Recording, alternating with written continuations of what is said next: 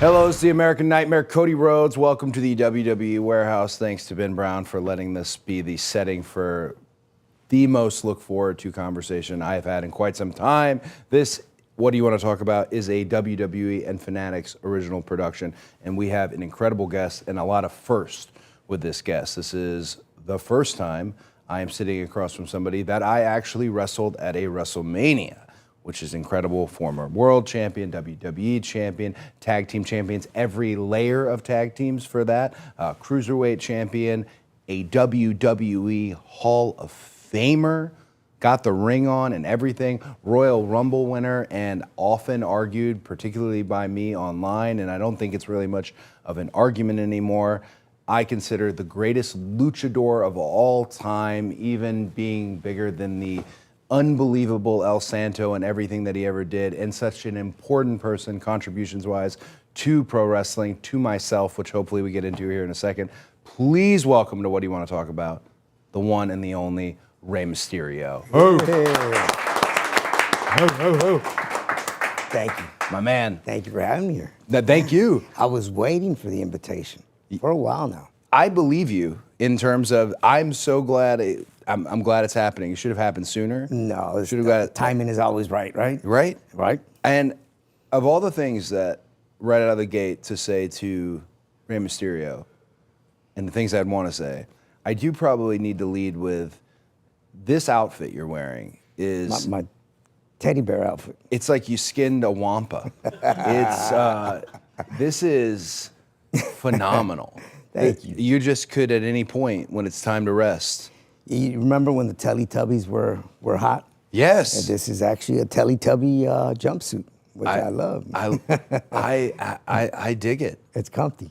And always, I feel maybe in a sense of just having grown up in wrestling, you also starting at 14, your uncle, like you very much part of a wrestling family. Mm-hmm. One thing I always admire, and I'm sure I'm amongst many who admire this, is you have a sense of fashion in terms of the changing of the mask when in different settings. And I know my favorite is the Hall of Fame.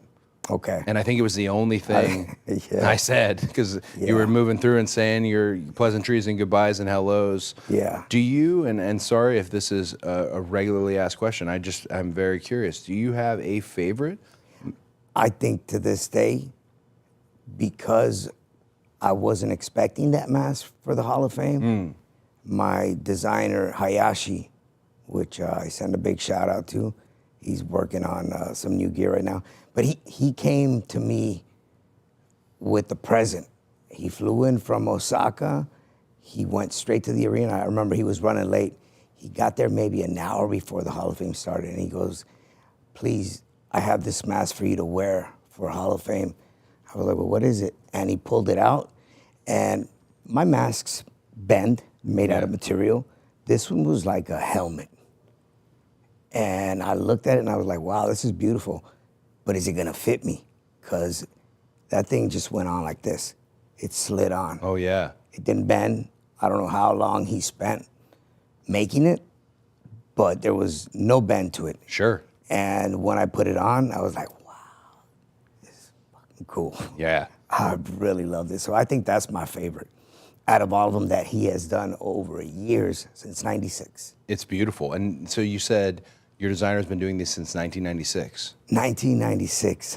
I met him in Japan on my first Japan tour. Yeah.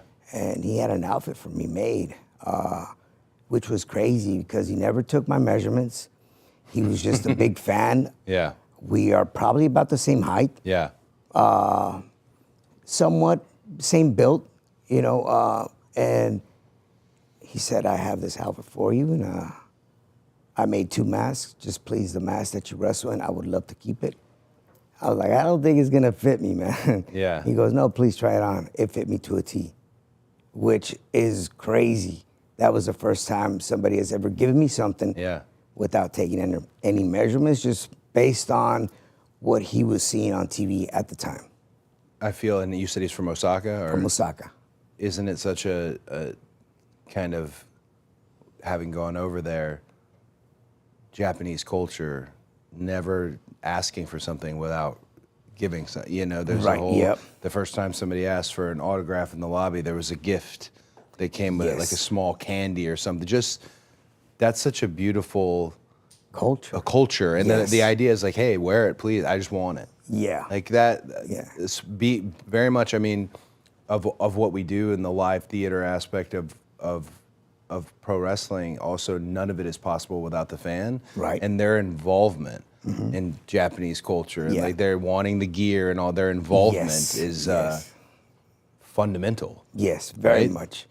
I go back and think at that and tell myself that's been almost 30 years of connecting with him. Yeah. Based out of one show that he went to go see and presented me a gift. And we built this relationship that we have a connection, like a very deep Yeah. connection that over the years he's made numerous of my WrestleMania outfits. Oh, yeah. And he's just an amazing human being, an incredible designer. Yeah. And he's made stuff for other guys as well. Dude, but- I was gonna say, now that you've shouted him out, I'm sure many times. Do people try and steal him? They've asked him. He's to get exclusive stuff to you? done.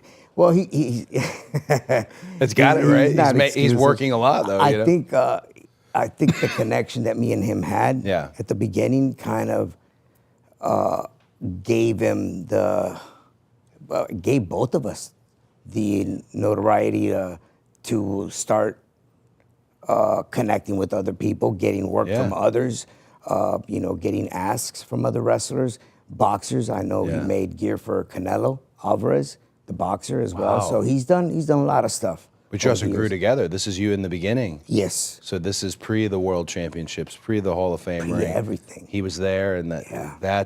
he bet. He took a Yeah. bet on Rey Mysterio, and Yeah. what a great bet to take. Incredible. I see you've got something special there. I have an American Mule, always brought to us by our friends at Wheatley American Vodka. What is it that you have? This is custom. Okay. Now, if you want one, I can ask right now. You know see- somebody. Yeah, Yeah. of course. This is called the Desert Phantom. Oh. El Fantasma del Desierto. And cheers to you. Cheers. Thank you for having me here. Thank you. Made with Wheatley American Vodka. Well done. Yes. And tastes delicious. It has a bunch of stuff in here. But Yeah? you know what?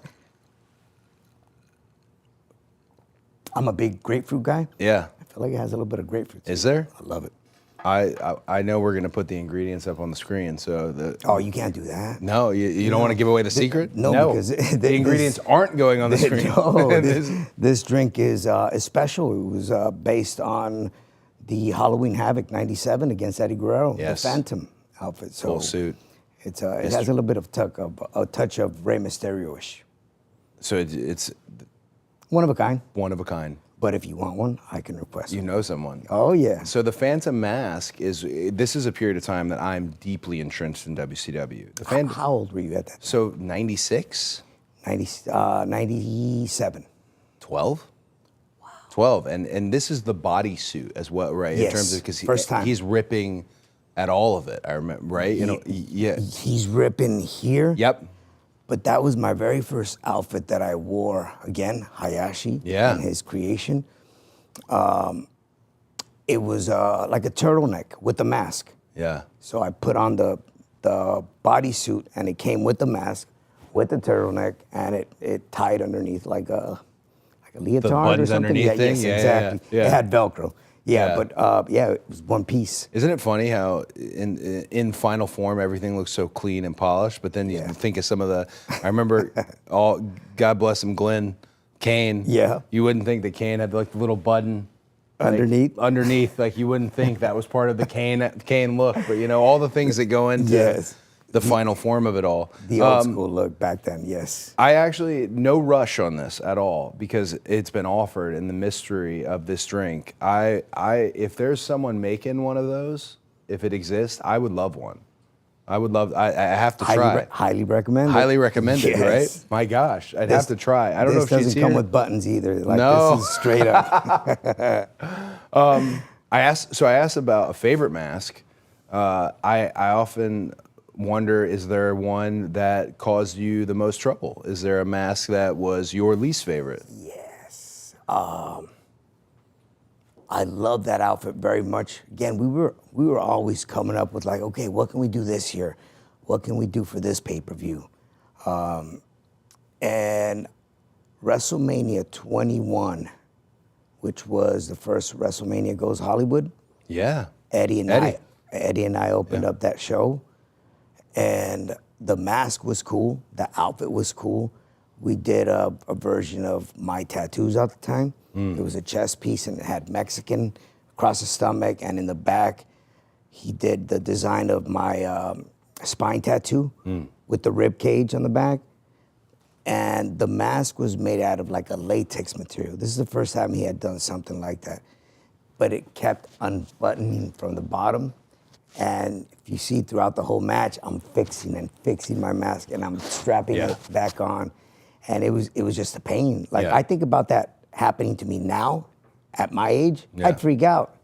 Back then, I don't know how I handled it, but it's like, being in there with Eddie is like, you feel pressure, but at the same time, you know you have to put on your wrestling boots. Yeah. So I was trying to lace up my boots and the mask at the same time, and not letting Eddie down. Right. For some reason, man, God is always on our side, and he made it work perfectly well that night. Yeah, but that was one of the masks that I loved. I just struggled throughout that whole match trying to keep it on. It would slip and move. There's a specific, I think it's Greco-Roman knuckle lock, fall back, where you both bridge up in that match. Yes. Yeah. Okay. Yeah. You don't see that often. It just came to my mind because I thought like, I remember this, where they both bridge up. I think a double cover and then a double bridge or something. Yes. And like maybe monkey flip into it. I feel like it's exactly a deep cut on this, but I thought like this is. Speaking of Eddie, of course, one of my favorite things we do here, and the soul that exists in the warehouse, is we always try to throw up some of the items that relate to the guest or to the situation.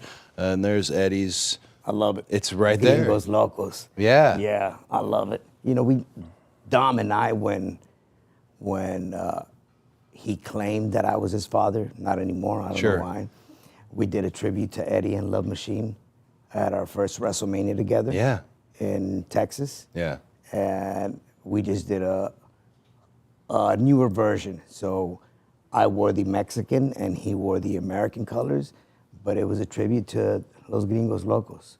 Did you ever have a chance to see Art Bar wrestle? That's what I was going to ask you. I saw Art Bar wrestle, and it seems like, and this is probably not the best parallel, but there's wrestlers you hear about all the time. Dick Murdoch, Ray Stevens, Art Bar is one as well, that I feel like there's not enough. Right. In terms of, you hear great things, but it didn't move to another. It's limited to a period of time or however it went. But speak to that, just because I've only ever heard amazing, and the tag run that did see in these jackets is unreal. Crazy enough, I was better friends at the time with Art Bar than with Eddie. For some reason, some weird reason, Art and I just got along very well. Yeah. But I sometimes think if it was because of the era that we were going through at that time, no social media, everything was word of mouth, VHS, the Observer, that was your only point of reference to who was up and coming. So maybe that's why, and because he left us way too soon, he never got to that peak where I think if he was still around when Eddie made it to that peak, that he would have been right there next to him. Yeah, he was just that good. Absolutely. Yeah. Wait, coming in. Oh. Coming in. That's on the house. You knew somebody. Yes. Thank you so much. Well, this is a first. I typically salute. Thank you. Oh, wow. You like it? I do. I knew it. I do. That's a good choice there. Oh, my. All right, so I want to talk about motivation. Comes and it goes, right? And habits. Habits show up even when you don't feel like it. but AG1 is the easiest habit that you can start now to support consistency even when your motivation isn't perfect. Most supplements feel overcomplicated. Too many pills, too many rules, too much confusion. AG1 keeps it simple. Multivitamin, pre and probiotics, superfoods, antioxidants, all in one scoop, 20 seconds later, 8 ounces of water, done. When February hits, winter routines get messy. AG1 is that daily reset that you can take anywhere. Health doesn't need a full rebrand every year. Sometimes it's the small habits that win championships. And the new Next Gen formula. They've added more vitamins and minerals than ever, clinically proven to fill common nutrient gaps, all so you can stay in the fight and be at your best all winter long. I use AG1 every single day, and you should too. AG1 comes in original, citrus, berry, and tropical. Berry is my favorite, but why not try them all? AG1 has over 50,000 verified 5-star reviews and comes with a 90-day money-back guarantee. For a limited time only, go to drinkag1.com/Cody to get a free AG1 flavor sampler and AGZ sampler to try all the flavors, plus free vitamin D3 plus K2 and AG1 welcome kit with your first AG1 subscription order. This is a limited time offer, only available while supplies last. That's drinkag1.com/Cody. drinkag1.com/Cody.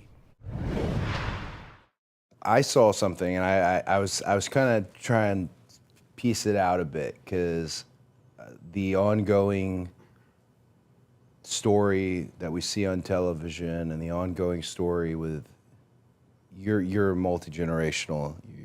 Your family's been involved with this. You're now not the young one. You're not the junior in this all. You know, you'll always be the junior, but Dom is a massive fixture of WWE, and the fans feel one way about Dom, or however they may feel, and Dom obviously a unique subject. But I saw something that I was very touched to see, and no matter what a relationship is, of course, I didn't want to bother you, because I just was touched to see it.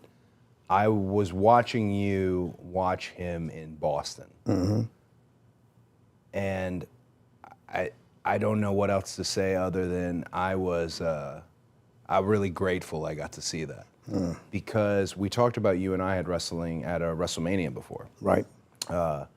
That's my first singles match on a pay-per-view at WWE at all. It happens to be at WrestleMania.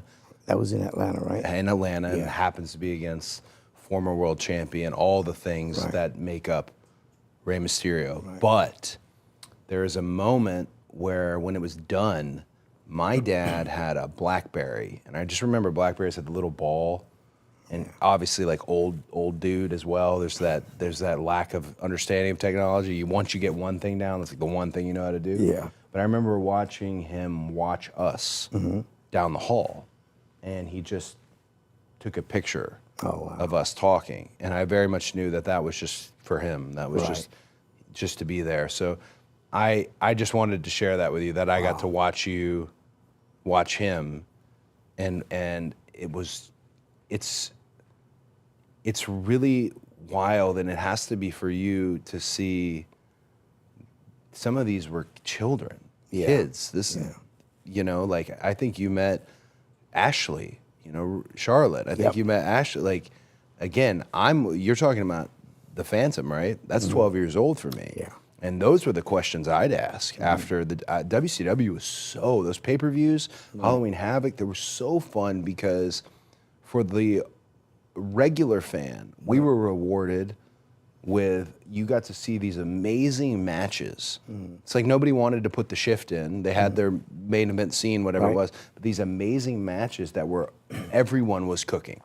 Everyone. Raven is doing something crazy. You're doing something crazy. Eddie's doing something crazy. Not just the cruiserweight. Like, there were genuine character pieces that were happening. And then the NWO scene would take that to whatever it may be. But it's almost like the show built in a way that it worked for everyone. A casual fan, a hardcore fan. There was something special. But I remember how fondly on commentary they would speak about you and how quick it all happened. Because it was just a few times we saw you, and the next thing you know, it was entrenched in you being the lead dog in the cruiserweight division. And the kind of trading back and forth that you have with a Dean, that you have with an Eddie, is so. I guess I'm asking more because obviously I was a massive fan of it and remember a great bit of it. But I ask more what it's like backstage when you're in a place like that, doing what you were doing, because you guys were out there. You had time. Yeah, we did. To work and tell stories. Yeah. And I remember your dad being part of that commentating team. Yeah. And he would always speak wonders every time I was in the ring. And at the time, I didn't recall it. Yeah. Going back and watching stuff like that, I can hear him now and go, wow. Like he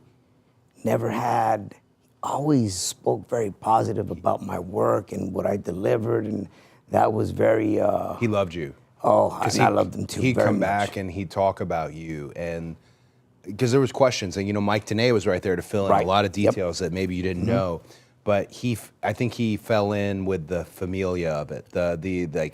This guy's same with Eddie. Like I remember not knowing who Eddie was, and he kind of set me down. So I always felt like I had a heads up over all my friends when I was sitting there, like you don't know that. This is such and such from this family, and he'd have that information. But I think it's something that the psychology is another thing I want to ask you about, being a lighter heavyweight in a company of giants, and how you not only survive but thrive. The psychology of that was fun for him to be part of on commentary. Yes. The rooting for somebody, and they're you being one of the few who could find a way. Right. Well, I was always very open-minded, and still to this day, to listen.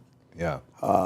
Whether he has more years on top of my experience or less years, if there's a suggestion or an opinion on how the match should go in a certain direction, I'm all about it. And at that time, especially entering WCW, I was being guided the majority of the times on how to work this particular American style. Yeah. Coming from everything being so fast, no count-outs, and just doing whatever you wanted, whenever you wanted. So the first one to teach me that was Dean. Dean was just incredible at just putting pieces together, and I would tell him, I would love to do this, where can we throw this in?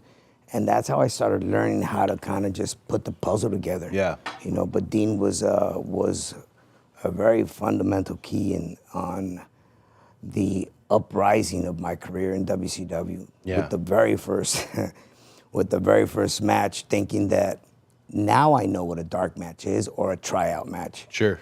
Back then, I didn't know what a tryout match. So what it was, me going in to do my first wrestling show for WCW, I'm thinking, they're gonna probably throw me in before the pay-per-view starts. And this was Bash at the Beach, Washington, Baltimore, I'm sorry. And I'm thinking, okay, well, I'm sure we're probably gonna be the first match opening the show, and then obviously they're gonna lead into the pay-per-view. Yeah. No, it was the first match on the pay-per-view, and I literally started to panic in a good way. So I was like, oh shit, I've never wrestled Dean before. I studied him, try to pick up a little bit on what he did, but the connection was instant, and I felt like I was very easy to adapt with whoever it was that I was stepping in the ring with, and that really gave me a lot of confidence to eventually wrestle a Regal.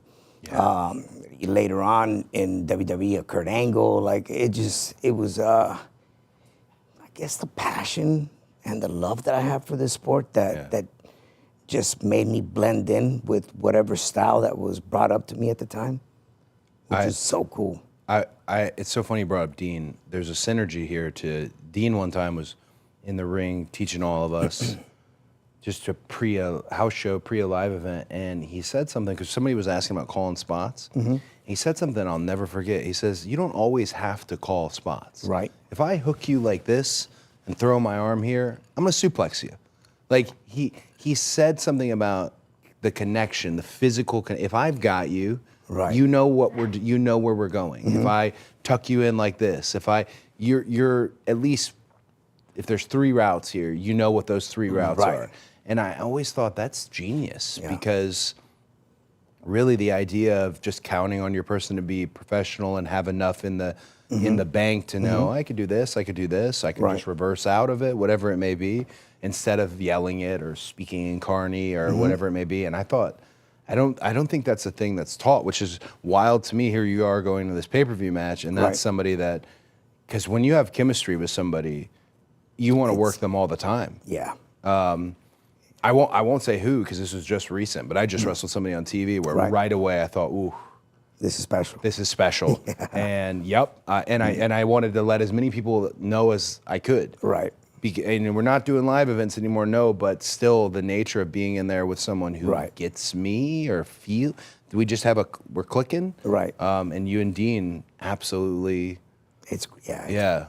It's crazy going back and just thinking about those moments or that first stage of being able to work with him.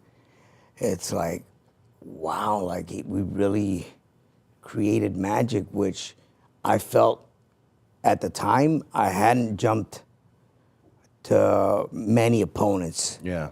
The only opponents that I really had a good connection was Psychosis, which was the number 1, Juventud Guerrero, Yeah. which was number 2. Movie. And to me, another guy that I connected with was Heavy Metal, Negro Yeah. Casa's younger brother.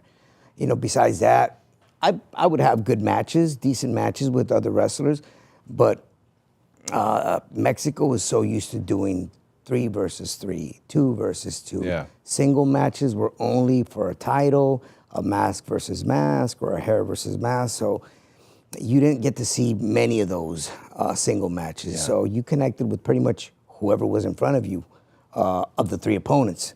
But here, going into WCW, the majority were single matches. Yeah. And that's what really kind of opened up my confidence to be able to trust other wrestlers on a one-on-one. Sure, and I feel like there's just from an observation standpoint, because I watch so much of wrestling throughout the day, and that's an era that we were all into it. But it's very fun to watch an incredibly young adult crowd, Right. like college age, whereas today it's so many young kids and families. That Attitude Era, Monday Night Wars peak, that WCW run, NWO run, is a lot of college age, rowdy, with a bit of ignorance in not a negative way, but they're just coming to have a good time. Right. And it's very fun to see people that perhaps they had no idea were wrestling absolutely take the crowd on a ride. Dean powerbombing a dude, powerbombing you maybe, coming off the ropes and getting a near fall, that it's like they took the opportunity that was in front. All of you took this opportunity, because that era is obviously clearly talked about so much with what happened with the cruiserweights and what happened, but there's a chance that doesn't happen if you don't have the right people. There's a chance that I don't like this, and instead instantly Ultimo Dragon, you, Eddie, like what a class of people. That's why I wondered what it's like, or what it was like backstage for that when you're in that company. And is it a chip on the shoulder? Is it more of a confidence and having fun? Is it learning? Was it incredibly pressure filled? I think from my point of view, I think because of what you just said, of fans maybe going in to see what the NWO was doing at the time, we slowly started capturing that audience to become like more and more focused, not on what was happening with the NWO, but what was happening in that cruiserweight division. All these guys that were coming in with masks. But from my point of view, I think it was more of, let's go out there and let's go have some fun. Let's go do what we love to do. I've always went out thinking I'm putting everything out there. Yeah. Like whatever it is they can let me do, I'm gonna put it out there. So it was always very enjoyable. And obviously you knew with who you can really let yourself go. Yeah. And obviously Eddie was one of them. Jericho was another. Dean. Overall, that whole division, Dragon, we would go out there and just put on really good matches. The psychology wasn't quite there all the way yet. Yeah. But we were all learning in the process, and I learned so much from all the guys that I just mentioned over the years on how to eventually start toning it down. But I think that happens to everyone. When you're on the rise, you're just willing to do and take whatever to go out there and entertain, right? And that was my case back then. We talked about Dusty on commentary and how he talked about you. Dusty, how he'd explain some of the guys who where's he from? What's his story? Get some information. There's always times when in conversations that my dad's brought up where I'm of the thought, I don't really want to talk about my dad, or, oh man, here we are talking about Dream again. But one thing I thought, I was like, I think classic wrestling booker, producer 101 sometimes is going, that's my guy. That's my girl. There's something about them. Yeah. Like you saw something they did one night or two nights and whatever maybe, and that's my guy. That's what it was. It was, that's my guy. A couple matches in with Dean, whatever, that's my guy. And I wanted to bring this up because there's someone today that I was watching, and I can't believe I'm gonna say it because I don't have a great interaction with him. But there was a guy I was watching, and I shared it with one other legend backstage the other day because I thought, if my dad was still alive, that'd be his guy. And it was Solo Sikoa. Oh, wow. And I couldn't figure it out. I'm like, he would just eat him up. Like, so that's just something about exactly what you just said. Go out there and take what I have, but also we're going to have a good time. Right. We're going to have a good time. Like, there's pressure. When you get to those points when there's pressure and it's almost like that's all there is. Well, this is just all pressure. And then there's also, we're going to have a good time. Right. This play, MGM Grand's losing their mind. This is another, Monday night sellout or WCW pay-per-view sellout. We get it. February is full of flowers, candy, stuffed animals, and of course, lots of talk about relationships and dating. Sometimes it can feel like everyone else has it all together in their love lives, whether married, dating, or single. The truth is, most of us are still figuring it out and finding our way. And no matter where you are in your romantic journey, therapy can help you find your way, help you determine what you want, what feels heavy, and how you can take some pressure off yourself. Therapy can help you identify what's weighing your relationships down and find ways to brighten them again. Whether it's for individuals or couples, therapy is an opportunity to identify what's getting in the way and help remove any blockers. BetterHelp therapists work according to a strict code of conduct and are fully licensed in the U.S., and BetterHelp does the initial matching work for you so you can focus on your therapy goals. A short questionnaire helps identify your needs and preferences, and our 12-plus years of experience and industry-leading match fulfillment rate means we typically get it right the first time. If you aren't happy with your match, switch to a different therapist at any time from our tailored recs. With over 30,000 therapists, BetterHelp is the world's largest online therapy platform, having served over 6 million people globally, and it works. With an average rating of 4.9 out of 5 for a live session based on over 1.7 million client reviews. Sign up and get 10% off at betterhelp.com/Cody.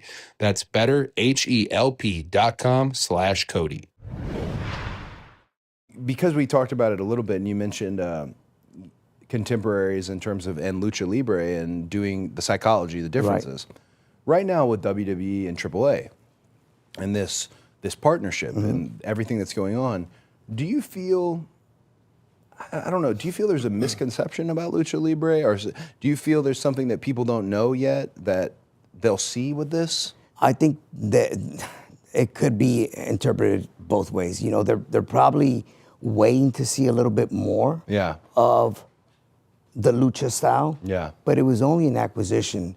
And I think eventually when the time is right and everything lines up, there might be some interaction between talent. Yeah. But I think overall, Lucha Libre is the same. The same it was 20, 30 years ago when we first came into WCW on the scene. It hasn't changed. The mask still means the same. The only thing that I think we're trying to incorporate, which we have done over the years on the Mexican side, is taking away those 2 out of 3 falls, just doing that one fall, which now the fans are very adapted to. But overall, I think the American fans want to see who's out there that we haven't seen yet that we would like to see. Sure. Like, give us something new, a new Parka, a new Silver King. You know, what's that next generation that's up and coming? Like, at one point, we left AAA to come over. Yeah. Who are those guys? And I think we've seen a little bit of them. Yeah. Mr. Iguana, you know, Psycho Clown, who's a generational as well. Yeah. You know, and it was funny because I was just remembering what you just said about Solo, another generational wrestler. Grew up in it, got a little bit of sense about. Do you think there's something about that just pulls you in even more once you're in? I think it pulls you in. I think it makes you very responsible to the business. You feel responsible to, this fed me. Now it's got to keep feeding me, or in Solo's case, feed my family now. So as fun and silly as the job sometimes looks on paper, it's business, right? And also having seen a dad or a mom go through it, you get a sense of, you get a college education on the industry before you ever have an elementary school. Like, that's why I always, if you're a second or third generation, I always think, great, you know a lot. Go train with somebody completely different, though, who can just teach you how to hold someone's wrists on an arm wringer. Because you don't get that from dad or mom always. You know, a lot of that is the deeper, hey, this is why that worked, and this is why that happened. And to combine the two is amazing, but you feel a responsibility to it. I've told you about what happened with me and Psycho Clown, right? No. Oh, it's great. Psycho Clown's such a class act. Yes. Gave me a mask. I got it on the bus, but if you don't know AAA or Lucha and you see that mask, you'd think I was a serial killer in my side gig. But he signed this mask. But so I did Triple Mania a few years ago. And Triple Mania, you know, it's a little bit, I'd say, production, WWE's production is absurd, right? Right. So it feels like anytime you're wrestling anywhere else, you know, maybe the production's a hair down or a little fast and loose, a little different. Right. Just different. Different, right? Just different. Yeah. He was shooting fire out of a guitar, and I was in this like Astro Crag like stage setting, and I was just coming out, and I was just doing American Nightmare stuff. Right. It was pretty like I was really there just to kind of do the Jimmy Dugan, hey guys, you know. But he had called this great match, and he was just everything. He was. I couldn't have asked for a better person to walk in the locker room and be like, "Yeah, sure, man, thank you. I will return this favor when I ever, you know." But he's shooting fire out of his guitar, and my head is here, in this thing ready to come up, and dude is just full fire, and it is right by my head, and I thought like the stage is made of wood. I thought like this is the most like AAA moment. Like it was such a cool entrance, but you would have never today. Did he catch you a little bit? No, not at all. But I remember thinking like, no one even told me that Brothers is going to be firing. Yeah, it was. That is crazy. It was honestly, it was a great, like that Arena 2, Arena Mexico, and all that. It's just a good moment. And I'm so glad to see him. That was a AAA show, right? That was Triple Mania. Yeah. Wow. Yeah. I want to ask, because you mentioned who's next, right? In terms of, and no spoilers or anything to that nature, but I know. In terms of who's on our current, you know, roster with Penta and Rey, and is there someone who we don't know yet, who you think's finding the way? It seems like there's a class. So it's funny you mentioned Penta and Fanatics, because they were at one point AAA all the way. Oh yeah. As a matter of fact, I had a chance to meet up with them for the first time in AAA back in mid-2000, 2014, 15, when we were doing that whole Lucha Underground scene. And very talented. And I was eventually they're gonna be in WWE. Yeah. And obviously they made it into WWE before the acquisition of AAA. Yeah. So they have a huge future ahead of them here. Yeah. But overall, I think I know the son of Dr. Wagner. Yeah. is very good. Okay. I know Hijo del Vikingo is also incredible. Yeah. He does some pretty amazing things. Yeah. But it's also like how I remember when I was doing a lot of crazy stuff, and I don't know, maybe I'm outdated now by trying to give advice to talent like Hijo del Vikingo on Yeah. trying not to do much and just make what you do Mean more. seem logical. Yeah. But then I asked myself, am I just trying to hold them back, or am I really, like, I am being honest with them, but I don't want them to get hurt. I want them to be safe and make a good career. Yeah. But, or is just simply the business changing to where it's at now? Yeah.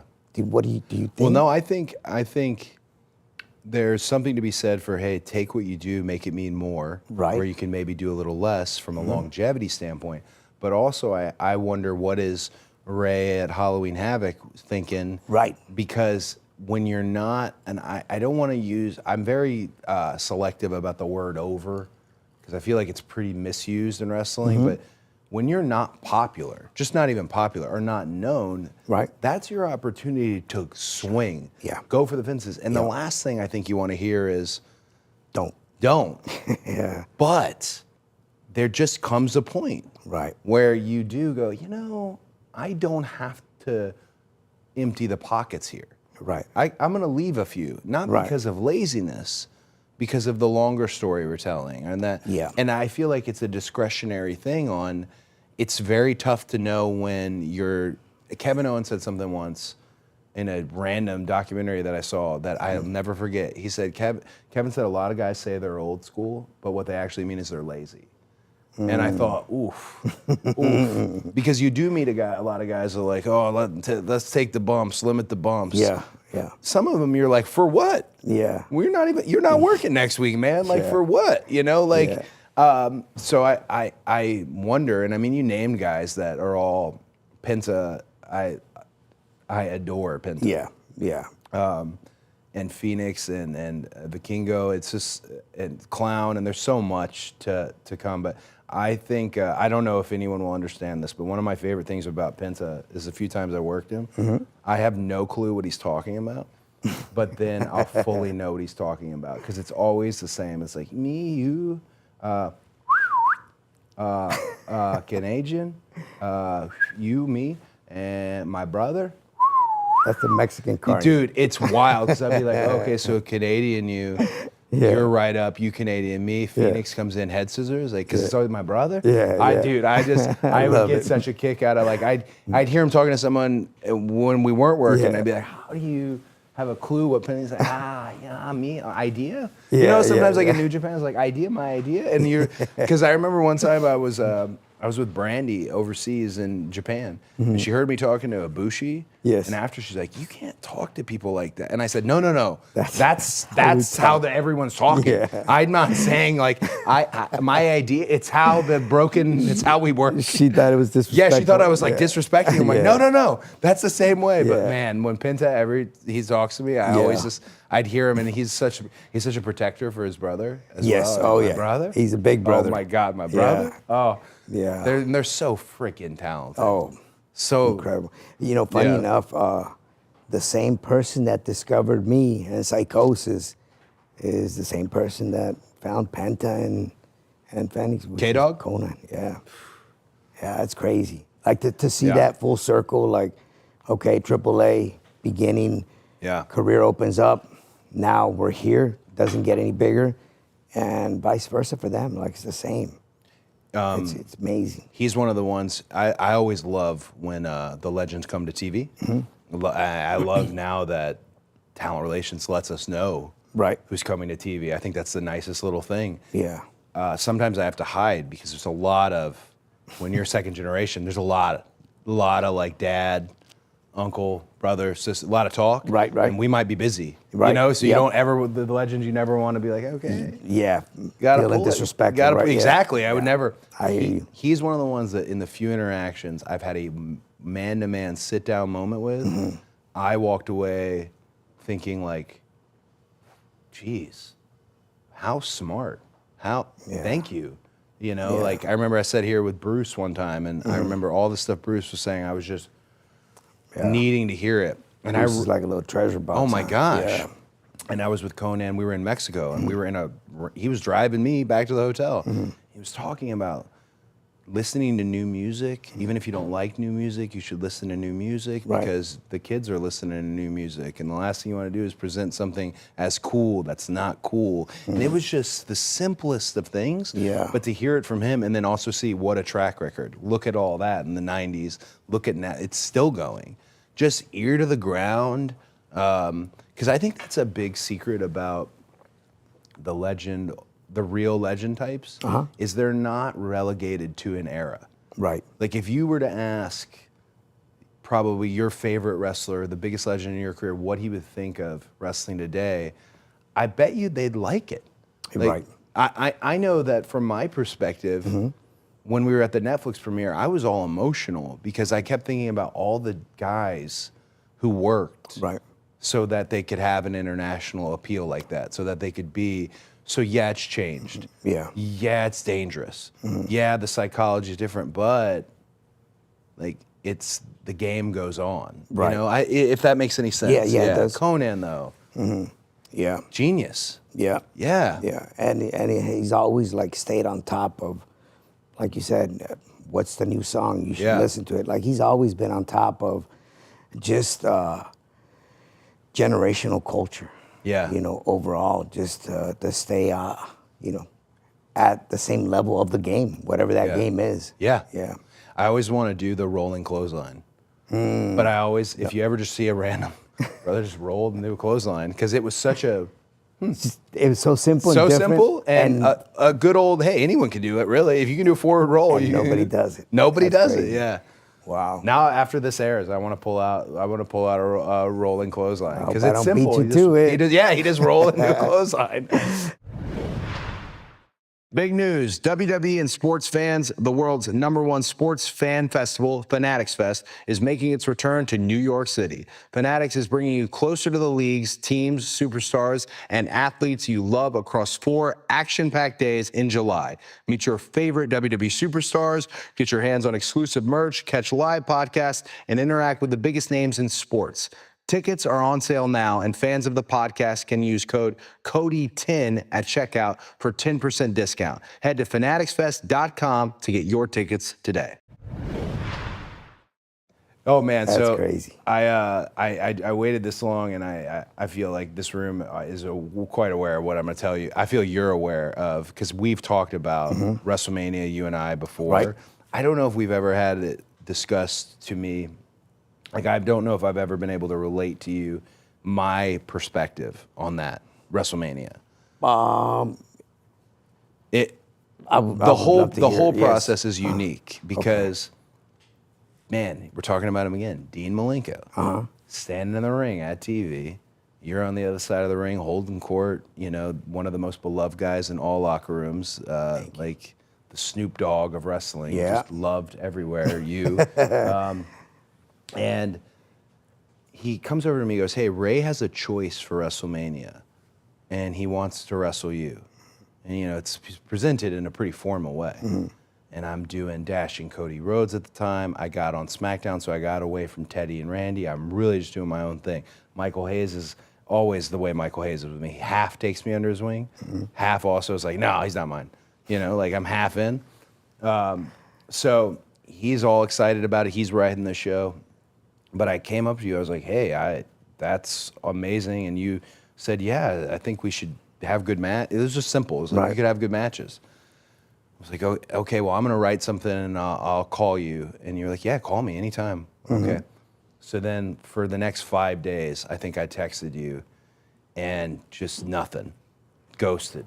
And I thought, oh, well, maybe it was just like not meant to be, but no matter what, I'll have something. I'll write something out. Right. So I start writing out the angle, a little bit of how we could get into it, and some random, what I'd call ancillary ideas. We could do this with the mask. We could do that. I'm writing it out.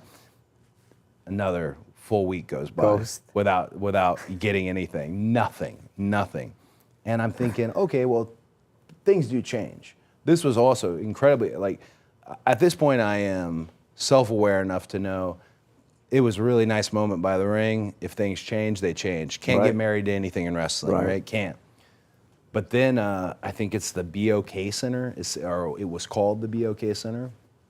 But I walk in, and I haven't spoke to you, and I have the sheet I sent you, which was a full gridded out WrestleMania program in like a laminate folder that you'd present in high school, like as a presentation. I have it in my backpack. I have 3 of them. And I walk in, and you're standing right by the door to Vince's office, and you're right there, and you just said, hey, I'm going to go in there and talk with him. You want to come with me? And I had just got to the building. So I'm like, yeah. So I like put my bags in, and we walk in, and you legit, it just happened so fast, I'll never forget it. You just started right away. You go, hey, just so you know, I would like to wrestle Cody at WrestleMania, and we're interested in that. And the next thing you know, he looks over at me, kind of, he's almost not irritated with you, but irritated with me being in the room. And he goes, well, you got any ideas? Yeah. Pulled it out of my backpack. Handed it to him. And then he said the same thing you said.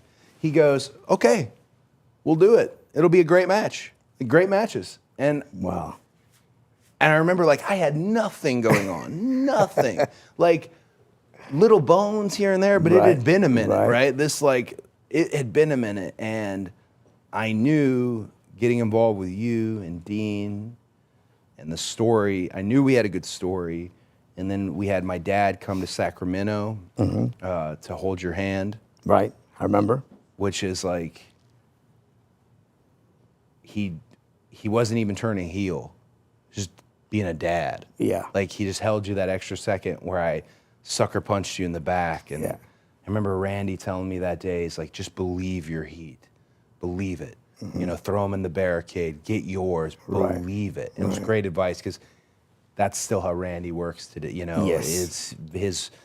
But I had never wrestled at a WrestleMania in a singles match. I had never wrestled a pay-per-view in a singles match. So were you just doing like Triple Threat the year before with Randy, Battle Royal the year before that. I had been in the main events pay-per-views as a tag. This was 2000. Where, 2008? 2008-ish. Go WrestleMania in Atlanta. Miz, Cena, WrestleMania. Okay. Yeah. You were at Captain America. Yes. I remember the Captain outfit America. very well, yes. Captain America. Yeah. But Ray, like, I could say everything and obviously mean it about who I think you are in the Lucha Libre zeitgeist and how important and your contributions to the industry are. I was a fan, so I know what you did, know what you continue to do. But you changed my life. Like, I don't get anywhere, dude. Like, I had nothing coming my way. I lost Teddy and Randy. I wasn't the one who was supposed to go, you know? And you know what that's like. Like, it wasn't a knock on me. I just wasn't the one who was supposed to go. Right. There's always one that advances and the other you have to figure out another route. Yeah. And I got to experience things at a different level and play ball at a higher level, and I would have never gotten out of the blocks. You know, I don't know who that would have been. I would have never had anything. So I'm sure there's someone in your career who had a moment with you where maybe you felt the same, but for me, it is legitimately a core moment. Right. Nothing happens without me walking into that building and you being like, you want to go in? And the next thing, the rest was history for me. And of course, there's a myriad of highs and lows, but I would have never had a high, right? Everything. So I have to thank you. That makes me feel a huge side of satisfaction to be able to be that person that maybe opened up that first door. Yeah. And, you know, we all have someone that is our first one. To me, I've always said that I've had incredible opponents over the years that thanks to them, like I have outshined and been put on the map. But I truly don't believe that I would be here if I wouldn't have been given the opportunity to even go to Mexico for the first time, which was, to me, was Conan. Conan opened the doors, and wherever he went, he brought me along with him. Wow. ECW, WCW. So the only thing was WWE because it was already purchased. But overall, he's the one that kind of saw something in me that I would have never discovered. Yeah. And that just helped me mold into the person that I am now. But I feel truly blessed and honored to have been that person for you. You have no idea, like, I've heard you tell this story. I'll tell it to anyone who listens 300 times a day. And I've never heard it in the fashion of how you said it right now and how impactful it was, at the time. So I feel truly honored to have been that person, like, from the bottom of my heart. Changed my life. And because you mentioned Conan being the one to open doors for you, cheers to Conan. Cheers to Conan. Cheers to Conan. And cheers to that door being open. Oh, my gosh. Yeah, for both of us. Wow, that's great. And time does fly, huh? Yeah. Like, that was 2008? Oh, yeah. That was at least 2008? Yeah. So when you came in with Randy and Teddy, that was... Randy Teddy, 2008, 2009 where that started. So maybe it was 2010. Man, it was 2011. Wow. Wasn't that? Yeah, 2011. I was off. Yeah. 2011. Yeah. Yeah. And going back to that moment of your dad snapping the picture and like me, like seeing Dom's growth right now and being around and not just seeing it from like an office standpoint, but being part of talent still. It's so crazy and surreal to, like, I now understand and can imagine how your dad felt watching you. Oh, man. Because we have this sense of pride and joy and like we accomplished something in some way or form that is paying off. Oh, yeah. And I'm sure your dad is so freaking happy just on all the success and the accomplishments that you conquered. So I tip my mask off to you for that. Man. You gotta feel proud. I don't know how much we're allowed to talk about Dom. We can talk. He is my son officially. Yeah. He is my bloodline. It's funny. Again, I think I might have told him this story, and I tell others the story about, hey, your dad opening up the door for me. But also, what's funny is there's such a generational gap, right? When you're older, in terms of, I thought like, oh, I'm cool like Dom. I'm like cool. And then you realize like, oh, Dom's like a kid. He's not like he's cool. You're not cool. Like you're trying to be like, hey Dom, what's up, cool kids? He's cool. But I always none of this would ever. I don't think this is remotely applicable. But I always thought, hey man, if he was ever in trouble, I got that guy. Yeah. Like I don't even know him. I don't know Dom, but I know Ray well enough to know. Any issue with Dom, I'd have his back at any juncture, and just for sure. But he needs to know that you have his back only because it's through me. Oh yeah, no. He hasn't done that thing yet, where it's like, hey man, like you know what I'm saying? That's 100%. I think sometimes Paul Heyman, Mr. Heyman, will bring me in for a powwow on occasion, right? And I can never tell. I'm like, I wonder what's going on here. He's so unpredictable. Yeah, he's very unpredictable. Is it something I did that he liked? Is it something he wants to teach me? Or is it just that at 14 years old, he snuck into my dad's production meeting as a photographer, and my dad allowed him to stay in the meeting. And ever since then, he's had this claim that it was a core moment and changed things and opened the door for him. And I thought, like, I don't know which one it is still. Like, I'll take the equity from someone else, but you know, at a certain point, you want to build your own and whatever it may be. All right, this next question is part of a segment we call Game Plan, fueled by Game Day Men's Health, because let's be honest, showing up at your best takes work. So let me ask you, what is your game plan for staying sharp? Could be physical, could be mental, could be family stuff.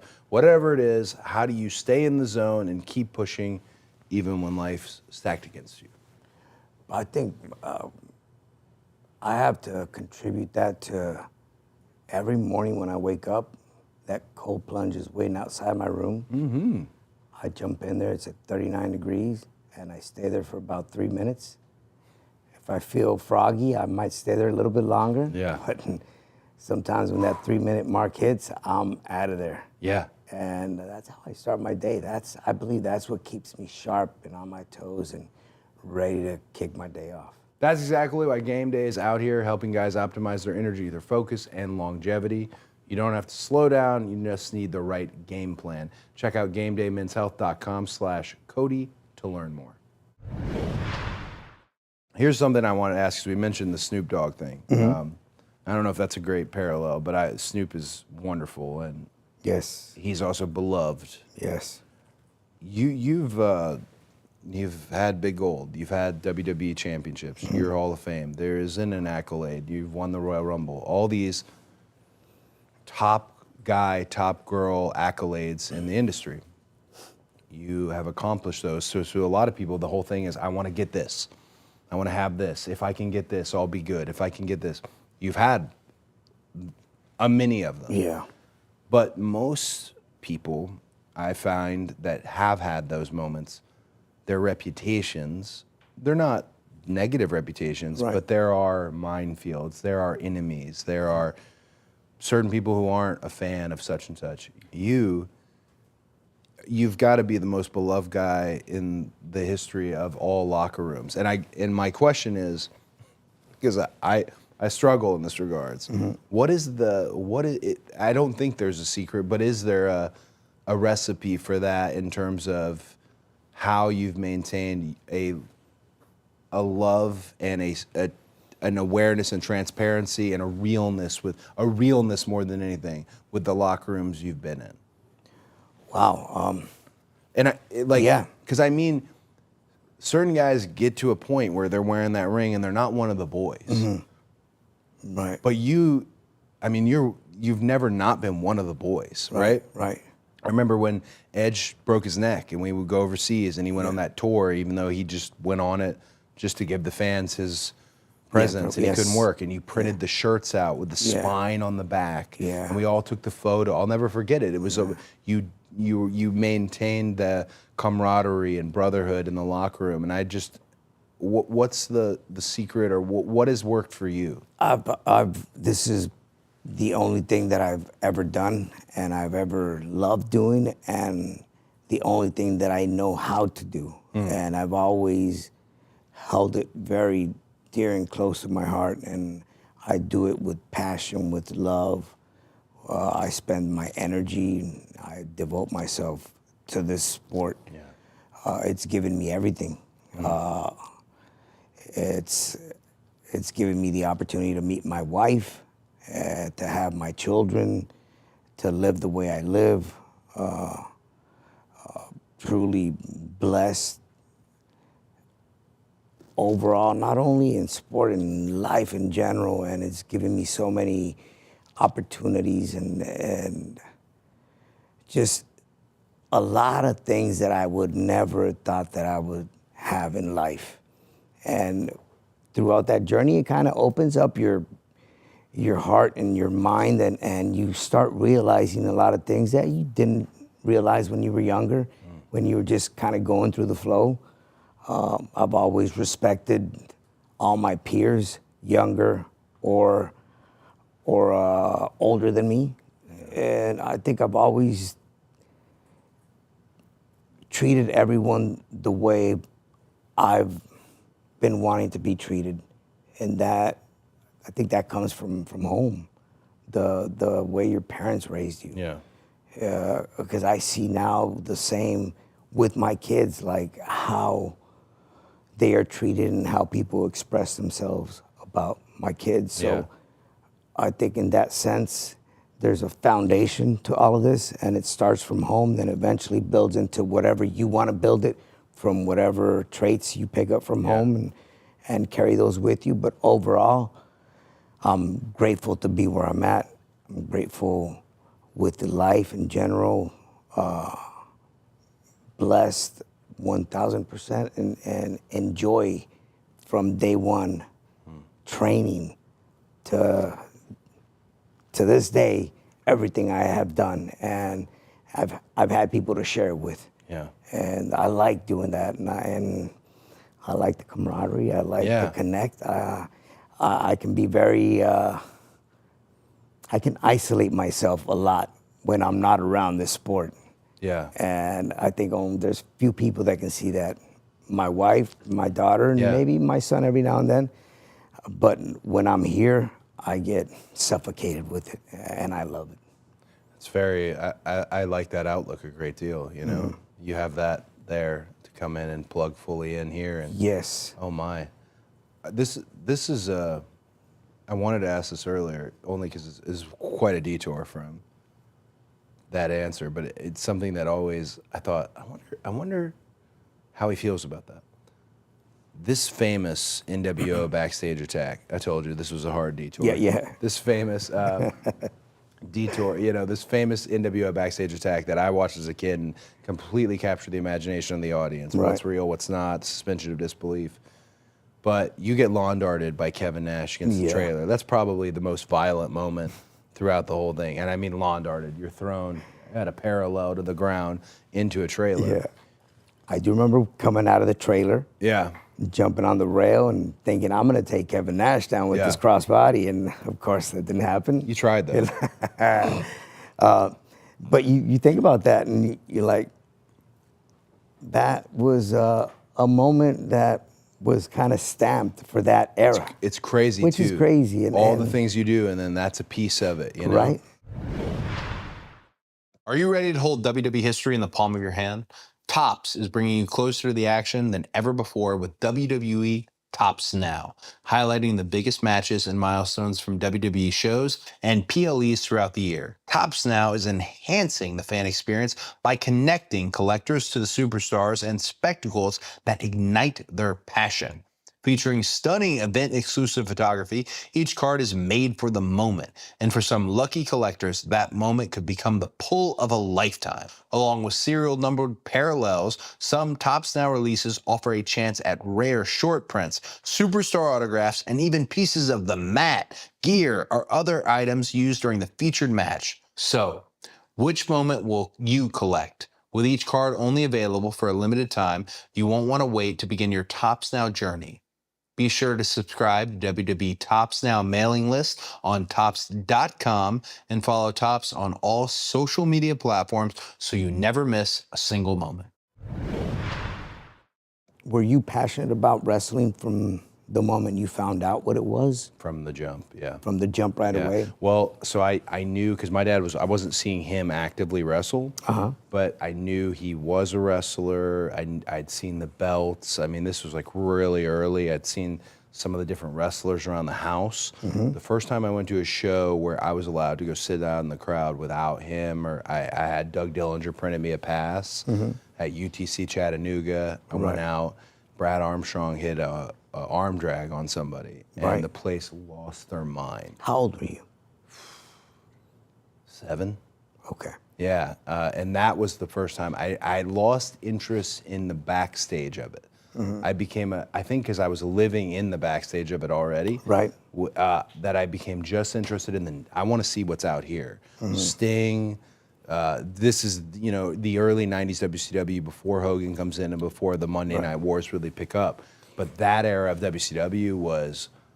And you were already watching glances of it on TV? So I was already a lot of VHS. I had a Okay. lot of VHS in the house. Okay. A lot of Titan video. That was Yeah. I didn't have access to. I didn't even know USA the channel at the time existed. Right. So Yeah. it was mainly WCW. Saturday night, you're watching short squash matches, the good promos, and then a little bit of B-roll from something bigger or Right. a call to action for the pay-per-view. But that early '90s WCW was it for me. And then Blockbuster and Hollywood Video, those were the spots where I Yeah. started seeing SummerSlam '92 and the WWE, and there was such vast differences in terms of the productions, you know. What about Dustin? Like, when did you find out that So he Dustin was... is same in that Brad Armstrong slot. Dustin, Okay. I remember seeing him at the Omni as the natural, Right. and hearing all the women go crazy for him, and just seeing how good he was, him and Stunning Steve, Right. and the stuff they were doing, and they were even as a kid, you knew they were the young guys on the show. You knew they were the young guys, and they were almost presented for you, Right. in that stage of WCW. But I don't give Dustin enough credit. Dustin's one like I'm due for a lot of moments where I need to tell Dustin how important he is, Right. how valuable he is. Yeah. A lot of time could be spent on a therapist couch about me just connection. learning to express a gratitude Yeah. for my older brother that I just don't know how to do. Right. I'm Right. terrible at it. But he's I'm the same way. I'm Yeah. the youngest out of four. So Right? Yeah. Oh, yeah. Yeah, So- we don't know how to express sometimes. and that's the one. That's, We're good at telling other people, but not them directly. it's almost like, please, you heard me say it, right? Yeah. I said it. You don't Take need, it. You don't need to hear it, you know? Yeah, but yeah, Yeah. Dustin was amazing. Also, you know, I don't know if you felt this with anyone in your family, but Dustin was fundamentally just so much better than I was. Fundamentally, trained better, cleaner, knew how to do an inside-out bump, just like Right. things that I was so wanting, and just takes time. Right. Takes time. You don't want your older does. brother to like see you take time. You want to Right. just be there. Right. But yeah, he's So you say that was the age of 7. What age was it when you started training? Like started training 14. 14? Dusty had And then you started wrestling. So 7 years later. yeah. you So I was classic South Park episode style of I got into amateur wrestling. Okay. Not aware Yeah. that there's a big difference. Right. And then I like fell in love with it, which thank gosh. Yeah. Because once you realize like there's no steel chairs and mask and Yeah. stuff, then it has its own culture. But I got Right. really into wrestling. I did it mainly because no one in my family had done it. Dusty Right. and Dustin hadn't been folk style wrestlers, so I Right. thought I'll have a thing, Something I'll have a little different. leg up, Yeah. right? 14, I started training because he had his indie promotion, or when he would do shows, I'd get in the ring, run the ropes. Yep. Wasn't supposed to take bumps, but he taught me how to take a bump. I only ever got in the ring with my dad twice, and during training, he just told me to charge him. He picked me up for a body slam, and he slammed me, and then he told me to Stiff? very. And then he told me to charge him again with my arm hooked like this, and he hip tossed me very stiff. And it was Why? just to see, Yeah. hey, how hard this is. Like that was all. He wasn't going to give me more than those 2 bumps. Yeah. I think he thought, see, it's not all that. Yeah. It's not all that great. Because that body slam was. Now that I think about it, he tossed me into the mat. I went through the same Yeah. training regimen with my uncle, but I was about 7, 8 years old when Oh I my started gosh. training. Yeah. So I was just trying to parallel your, like, what age you started watching and Yeah. then started training, then eventually started wrestling.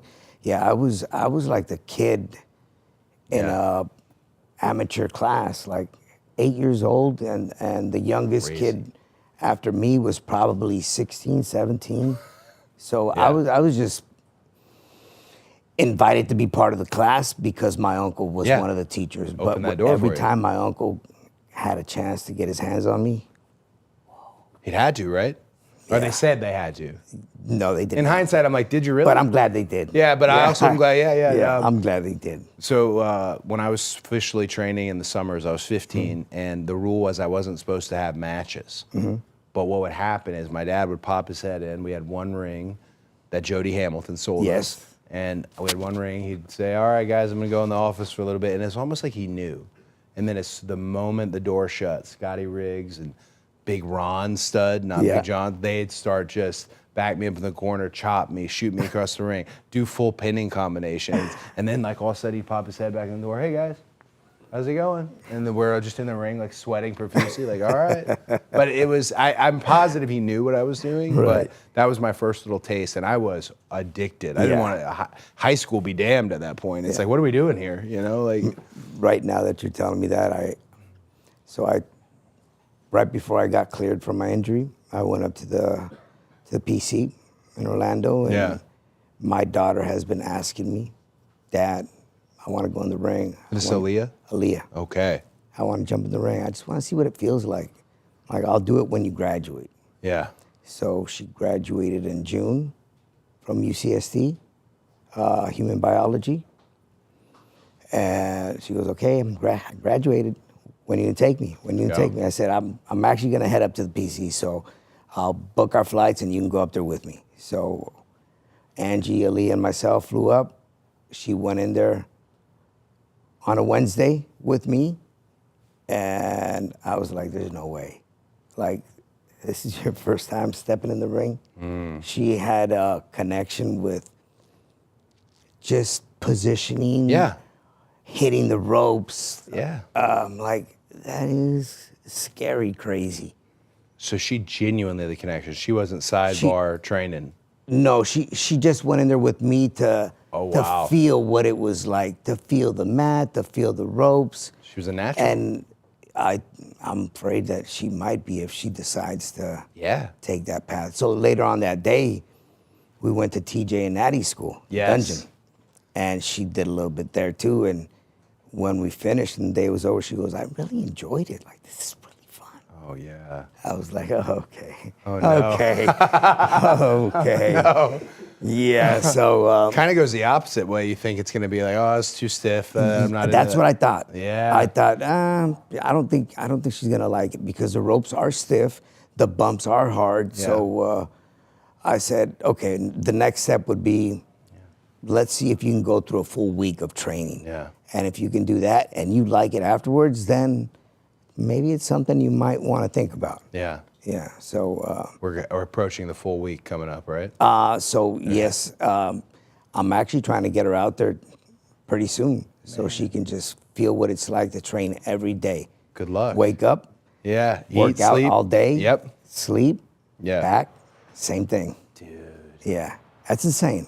Like, I've thought about that, and Did you it get scares me, but it also excites me. Did you have any clue?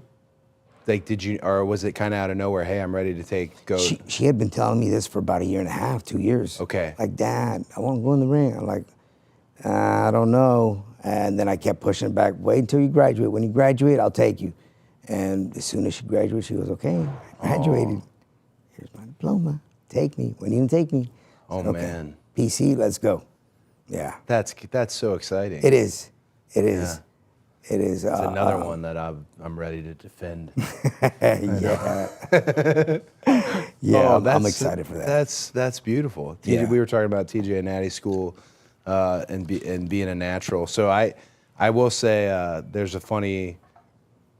I wrestled my first technical match at OVW. Okay. But that's 20 years old, and I'm talking about 15 wrestling these matches at school. And I remember I had my first match in St. Therese in this church.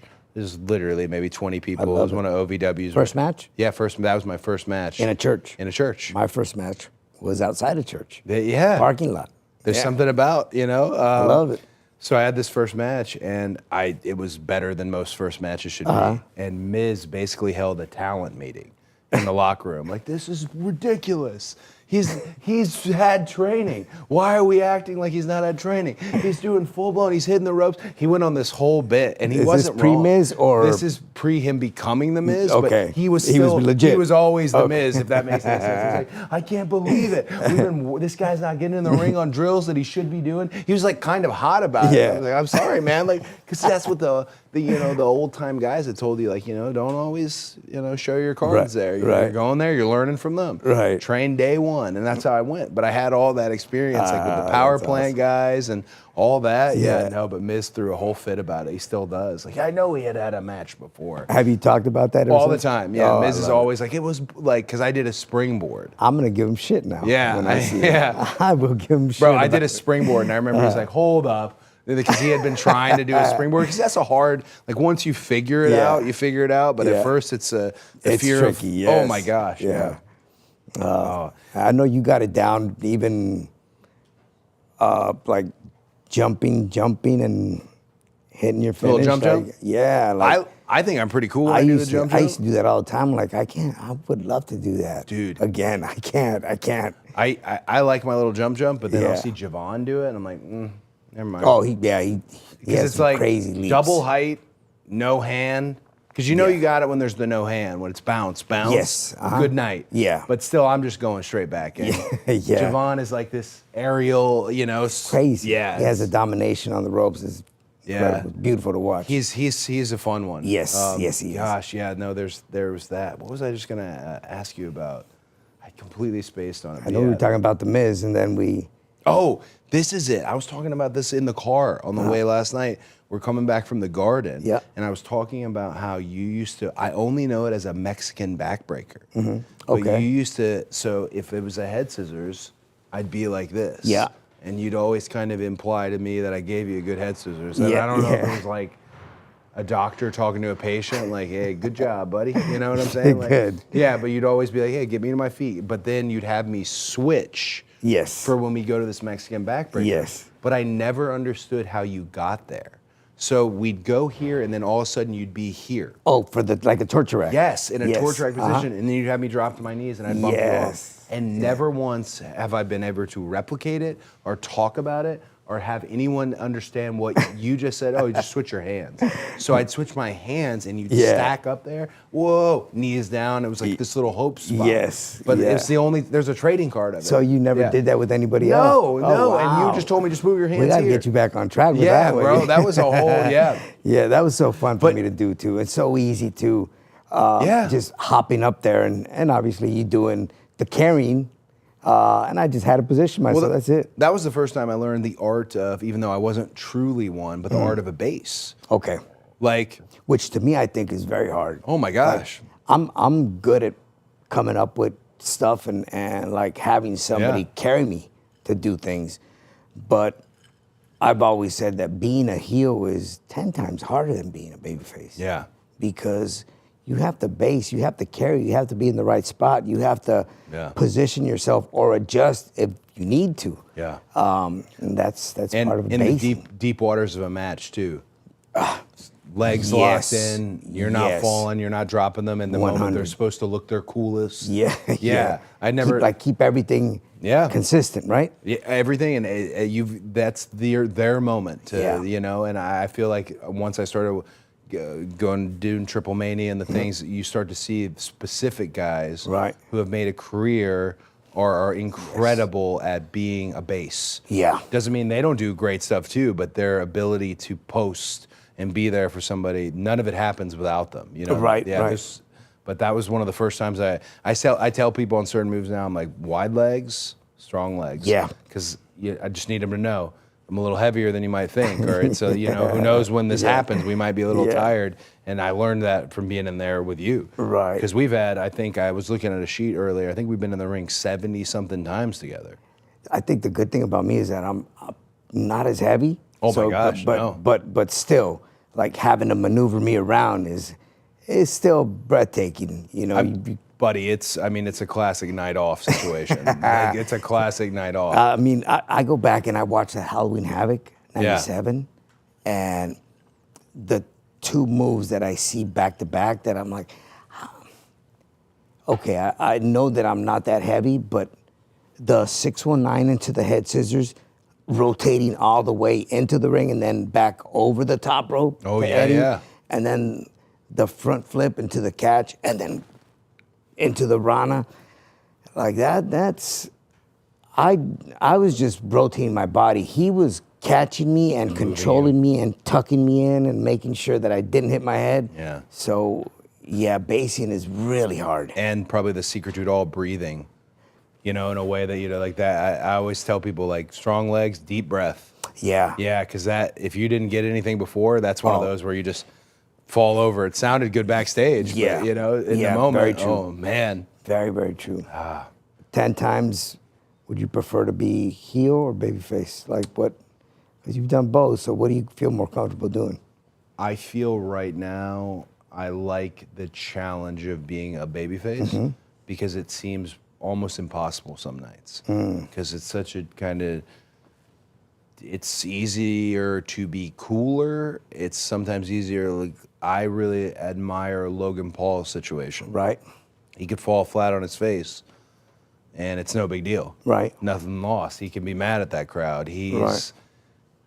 I think sometimes there's some elements of being a heel that are a lot of fun, whereas with this babyface, especially like a white meat style, where you're really trying to be, or more how Cena would put it, virtuous, trying to make the right choices.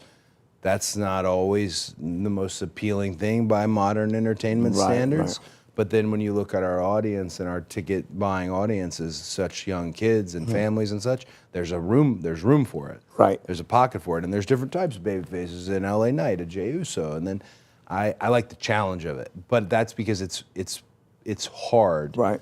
And I think if we ever transition, or if a heel was to come back up, that might be something I could even need in my life and don't realize it, just from the sheer, let's go out there and have some fun. Right. Right? Let's go out there. I feel like there's a lot of pressure and a challenge on the babyface spot. Right. Whereas sometimes, in my experience, at least, being a heel is a little bit, let's just go have some fun. Like, Yeah. nothing needs to happen until we're ready for it to happen. Yeah. We'll get it when we get it. Just Right. you can dictate that pace a little bit more too. Who knows though? It changes here. It changes all the time. Right. I've had a learning lesson last night with John and Yeah. Sheamus and myself. Yeah. John had a good talk with us after our match, and like very, you feel like, obviously you can't feel like you know everything, but you never stop learning. Right. Which I think that's what always keeps me so on my toes, and always willing to learn and accept and know how to adapt. Yeah. Yeah, that's the one thing about the sport, that you always, if you think you know it all, you're completely wrong, because there's always new stuff that you learn, or even not new stuff that has been around, you just haven't applied it to your work. And that was a very good learning experience last night. Well, I feel, because we were watching the match in the locker room, I feel your open-mindedness and always wanting to learn and challenge, even with everything that you've done. The character, Rey Mysterio, is timeless. And how many people can say that? It's wild. Just watching last night, here's a West Coast pop, and here's the speed and quickness, and then here's a little, what I'd say, a little bit of English that you've thrown into something, a little bit of color that you've given something that wasn't there. Just that, it's very timeless. Congrats. Thank you.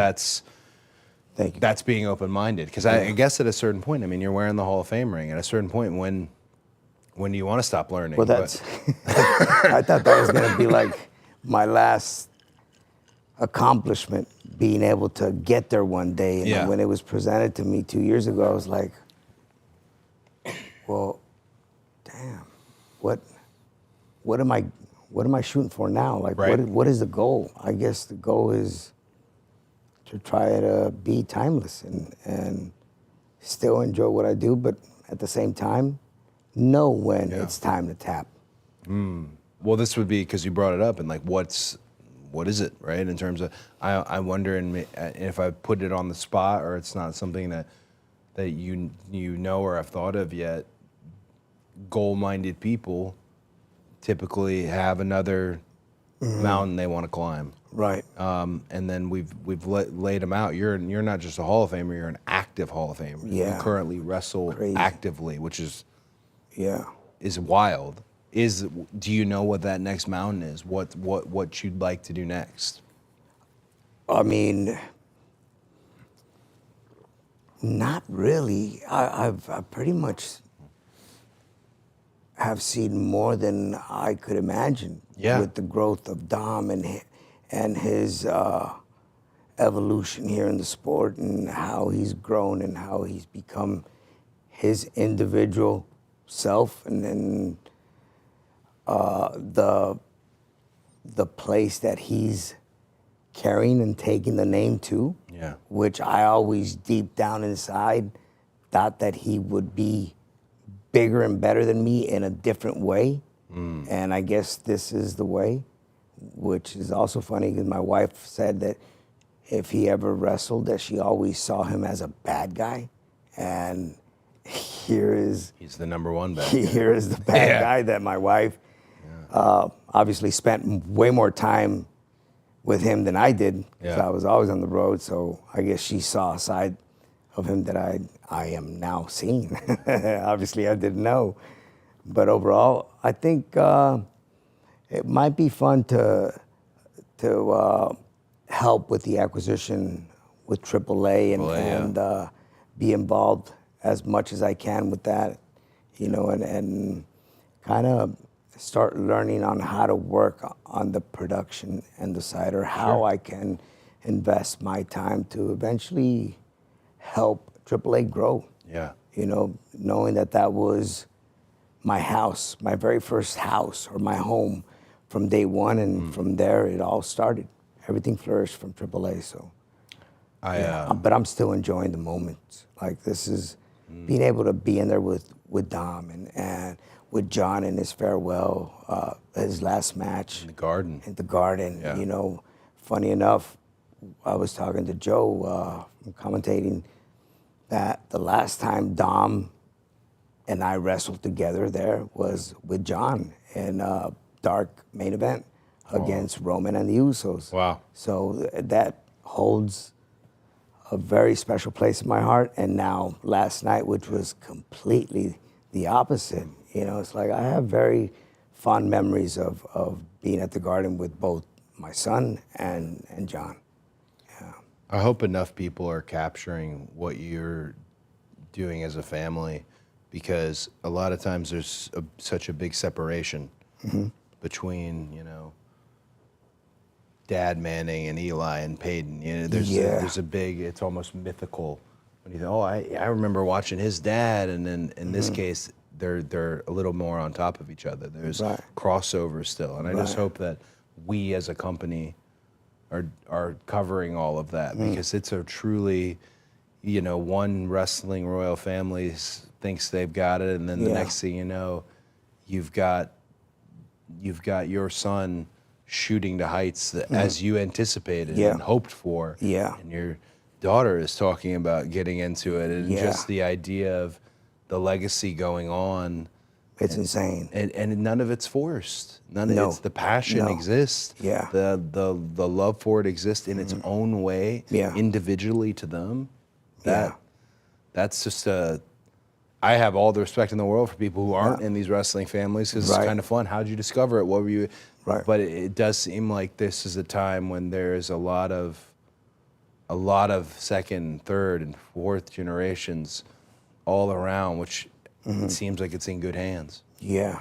Yeah, you're right. And I get this question asked a lot, like, did you ever insist on Dom to follow in your footsteps? I mean, he loved it as a kid, and then eventually, like every other kid, grew out of it, and then wanted to play football and do this and do that. And it's not until he got older, 19 years old, that he had nowhere else to go or what to do. Yeah. And he said, well, I want to see if I can make it in wrestling. I don't even think he knew, what he wanted to do exactly, but it was there. He learned, he captured it, he focused, and that's the end result right now. What do you think of the neck tat? I think... as an expert in neck tats. I think he overheard me say that I was going to get a neck tattoo, and he jumped right to it, so that way he could say, He's the my original. dad Yeah, copied me. I mean, he got a or real my one. deadbeat dad. He's trying to copy you. No, I love the fact that he's paying homage to my uncle. Yeah. The person that I fell in love with the sport because of him. You know, I grew up watching him, grew up around him. My life has always been wrestling because of my uncle, and that was the very first mask that he designed and wore. Yeah. So it's special. It has meaning to it, which is what a tattoo should have, right? I Meaning to mean, it. now mine feels less, like that, yeah. I like the yes, tattoo. you're totally right. And now it has a, And it has meaning to so it. I feel the meaning comes later with mine. You know what I'm saying? Okay. Yes, but it's it's gonna have there. meaning. I willed it into existence, you know? Man. Wheatley, my friends, the American Dream Team, we like to say that's our squad. Me and Wheatley, who's been a wonderful and continues to be a wonderful partner. I ask people all the time, who is your dream team? And sometimes I qualify it with such. Going into a zombie apocalypse, going into Survivor Series, War Games, something like that. But also, it can be anything. It can be animals. It can be spirits. It can be fictional characters. It's who is riding with you to the big show. Is there an amount, a number? No? No. It could just There be is not. in general? Okay. Well, I definitely need to bring both of my dogs, or that were my dogs, which would be Callie and Ellie, Okay. because I need that companion. Were Callie and Ellie the Huskies? No, so that my Huskies, Yeah. sad story. The guy that was taking care of him just ended up passing away while he was taking care of him, and in an accident, random. And the wife, when I tried to get him back, she just would not give him back. Terrible. Yeah, very terrible. Yes. Well, Callie and Ellie, who were they? Callie and Ellie are the dogs that we had when we were in San Diego. Now they've been to their respective owners now. Yeah. My daughter has Ellie, and Callie obviously now is with my deadbeat son. So Okay, but they're on your dream team. That is part of my dream team. Okay, we're getting them back. When All those right. dogs see me, Yeah. love. Oh, yeah. Love just Dad emerges. energy. Yes. Yeah, the alpha, yeah. I definitely need my my right hand wingman, which would be K-Dog. Conan, yes. Yeah, he's been there with through everything, thick and thin. So definitely would need him. And who else would I bring on board? I mean, two dogs and K-Dog is not a bad. that's three dogs. It's 3 dogs. That's 3 dogs. Isn't it beautiful? I just keep that. That would be my dream team right there. 3 dogs. I think I'm